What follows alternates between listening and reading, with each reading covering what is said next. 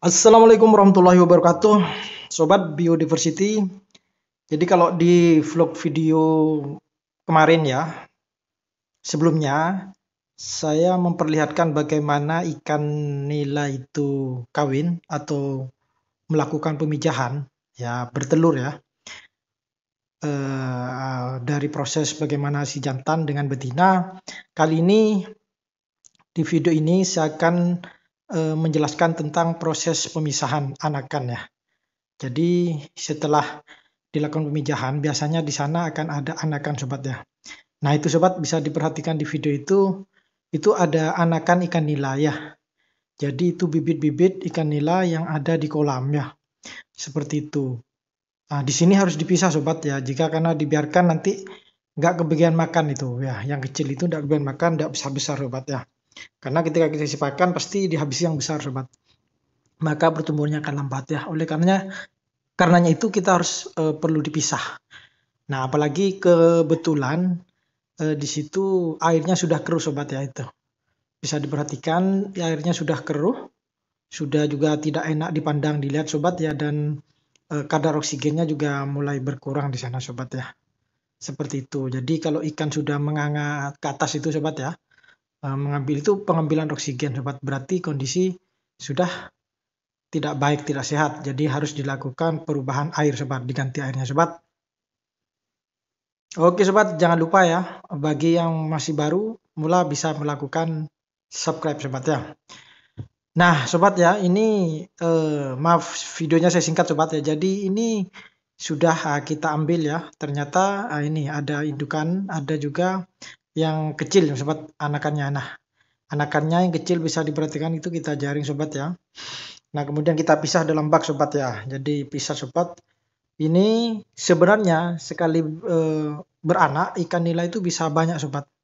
Bisa 100 bahkan 200 lebih sobat. Nah ini yang saya kumpulkan kemarin hanya tinggal 40 sobat ya. Berarti sisanya ya mungkin bisa juga kena makan, dimakan oleh yang lain sobat. Ini yang 40 ini hanya yang bisa bertahan ya. Nah ini kita pisah sobat ya anakannya.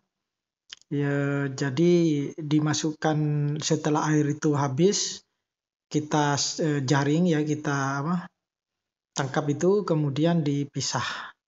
Nah itu ada itu ada ikan gurami sobat ya. Nah kemudian setelah itu dipisah kemudian masukkan ke kolam khusus sobat ya. Ini khusus kolam untuk anakan sobat ya yang masih kecil-kecil. Nah itu sobat itu sudah diletakkan sobat ya.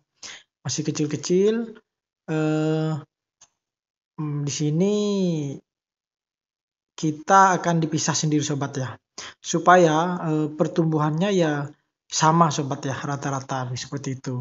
Jadi ketika kita ngasih pakan pun ya sebenarnya nanti ukurannya biar sama itu. Jadi ukuran pakan buatan tuh ada yang kecil-kecil, ada yang ukuran sedang, ada yang besar sobatnya. Seperti itu.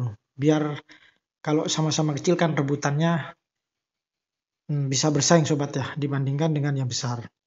Nah, ini alhamdulillah sobat jadi setelah kita hitung sekitar 40-an ya anakan ikan nila yang didapat dari kolam indukan ya setelah induknya melakukan pemijahan ya. Ini sebenarnya sekali bertelur bisa banyak sebenarnya sobat ya, tapi itulah yang bertahan sobat, jadi rezekinya cuma ada itu sobat ya. Jadi ini sebenarnya kalau dibiarkan juga ikan nila tiap 2 minggu sobat ya dia akan bertelur ya, dia akan melakukan pemijahan lagi seperti itu.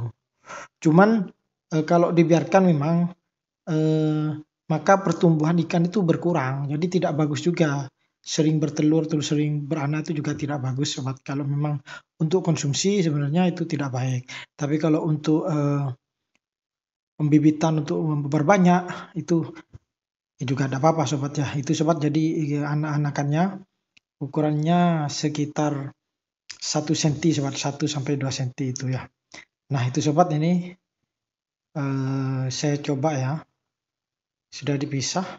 Kemudian diberikan pakan ya, cuman kebetulan pakannya agak besar sobat, sebenarnya kecil-kecil juga itu ya. Nah ini ternyata masih agresif sobat, dia sehat, masih makan ya. Dan jangan lupa juga walaupun kolamnya kecil di sana sobat ya, 30 kurang 50 khusus anakan yang paling kecil juga harus ada aeratornya sobat ya. Jadi ada penghasil gelembung gitu ya untuk membuat oksigen juga sobat ya, biar daya nafsu makannya tetap sehat sobat walaupun kecil seperti itu ya. Nah itu sebenarnya ada juga tanaman khas ya sobat, tanaman air juga. Itu biar dia juga makan di sana, makan fitoplankton atau makan jentik-jentik atau makan hewan-hewan kecil yang dihasilkan oleh tanaman itu ya, tanaman air itu. Tanaman air itu nanti juga mengambil atau menyerap kotoran ikan sobat ya. Jadi situ ada simbiosis mutualisme sobat ya.